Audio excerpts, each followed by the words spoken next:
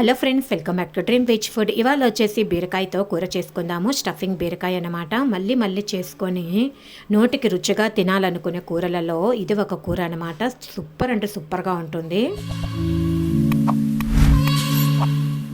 ఇక ఆలస్యం చేయకుండా దీన్ని ఏ విధంగా చేసుకోవాలో ఇప్పుడే చూసేద్దాము. బీరకాయలు ఈ విధంగా శుభ్రంగా బాగా కడిగేసి పీల్ చేసేసుకొని చిన్న చిన్న ముక్కలుగా కట్ చేసుకోవాలన్నమాట.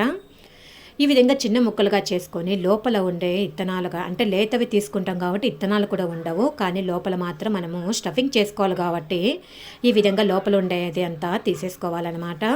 ఇవి మనకు షార్ప్గా ఉండే దాంట్లో తీసుకున్నామంటే బాగా వచ్చేస్తాయి లోపల ఉండేది. లేదంటే కనుక మనకు స్పూన్ వెనకాల ఉండేదాన్ని కూడా తీసేసుకుంటే సరిపోతుంది. లోపల ఉన్నదాన్ని కూడా వేస్ట్ చేసుకోకుండా వాడుకోవచ్చు అనమాట.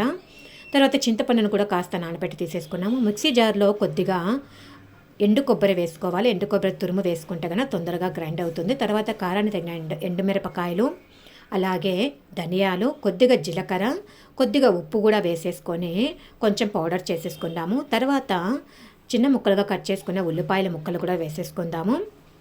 తర్వాత నానబెట్టుకున్న చింతపండు కూడా వేసుకున్నాను. ఇప్పుడు వచ్చేసి వేసుకున్న తర్వాత గ్రైండ్ చేసేసుకొని కొద్దిగా పప్పల పొడి వేసుకోవాలి.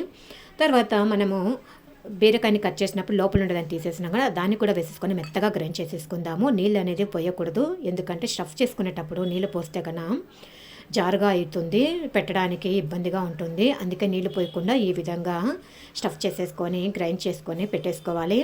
మనం గ్రైండ్ చేసుకున్న దాన్ని ఈ విధంగా మొత్తము బీరకాయలన్నింటిలోకి పెట్టేసుకున్నాము. తర్వాత నూనె పోసుకొని కడాయిలో నూనె వేడైన తర్వాత పోపు దినుసులు వేసేసుకుందాము.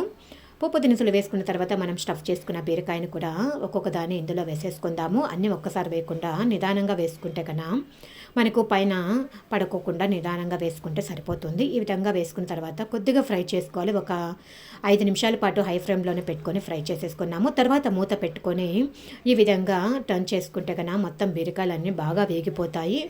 నీళ్ళనేవి పోయకూడదు. మూత పెట్టుకొని అప్పుడప్పుడు కలపెట్టుకుంటూ ఈ విధంగా తిప్పుకుంటూ ఉంటే కన్నా బీరకాయ అనేది బాగా మెత్తగా మగ్గుతుందన్నమాట. ఒక 10 నిమిషాల పాటు మగ్గితే సరిపోతుంది. చూడండి, ఈ విధంగా సరిపోయింది. బాగా మెత్తగా కూడా అయింది బీరకాయ. ఇప్పుడు ఇందులో వచ్చేసి కట్ చేసుకున్న టమాటా ముక్కలను వేసేసుకున్నాను. ఈ విధంగా వేసుకొని తర్వాత మనకు గ్రైండ్ చేసుకున్నాం కదా మిశ్రమం, అది కూడా మిగిలింది కదా, దాన్ని కూడా ఇందులో వేసేసుకుందాము. ఇది కూడా వేసేసుకొని బాగా ఫ్రై చేసేసుకోవాలి. అంటే టమాటో మెత్తబడేంత వరకు ఫ్రై చేసుకుంటే సరిపోతుంది. ఈ విధంగా ఫ్రై చేసుకున్న కాసేపు వేగనిచ్చుకొని ఫ్రై చేసేసుకుని తర్వాత మూత పెట్టేసుకొని ఒక 5 నిమిషాలు ఉడకనిస్తే సరిపోతుంది. చూడండి, బాగా అయిపోయింది. ఇది వచ్చేసి మనము పప్పన్నంలోకి తినాలనుకుంటే ఇందులో కొత్తిమీర వేసేసుకొని సైడ్ డిష్గా కూడా చాలా బాగుంటుంది. ఇట్లాగే తినేయచ్చు. ఇక్కడ నేను వచ్చేసి ఈ పూట గ్రేవీ చేస్తున్నాను కాబట్టి కొద్దిగా నీళ్ళు పోసుకొని గ్రేవీ చేసుకుంటున్నాను. కొద్దిగా నీళ్ళు పోసుకున్నామంటే అది గ్రేవీ తిన్న అయిపోతుంది. ఇంతే అనమాట. ఇది వచ్చేసి గ్రేవీగా నీళ్ళు పోసేసుకొని మూత పెట్టేసుకొని ఒక 5 నిమిషాల పాటు కూడా ఉడకనిచ్చుకుంటే సరిపోతుంది. ఇంతే అండి, గ్రేవీ రెడీ అయిపోయింది. మనకు సైడ్ డిష్గా తినాలనుకుంటే మాత్రం నీళ్ళు పోయకుండా అట్లే ఫ్రై చేసేసుకోవచ్చు. లేదా గ్రేవీగా తినాలనుకోవాలి, రొట్టెలకు రైస్లకు తినాలనుకుంటే ఈ విధంగా చేసుకుంటే సరిపోతుంది. ఇందులో వచ్చేసి కాస్త తరిగిన కొత్తిమీర వేసేసుకున్నామంటే గ్రేవీ రెడీ అయిపోతుంది. సూపర్ అంటే సూపర్ ఉంటుంది. చపాతీకి, రొట్టెకు, రైస్కు, సంగటికి కూడా సూపర్గా ఉంటుందండి. మా ఇంట్లో అందరూ బాగా ఇష్టపడి తిన్నారు. వీడియో నచ్చినట్లయితే లైక్, షేర్, సబ్స్క్రైబ్ చేసుకోండి. Thank you for watching.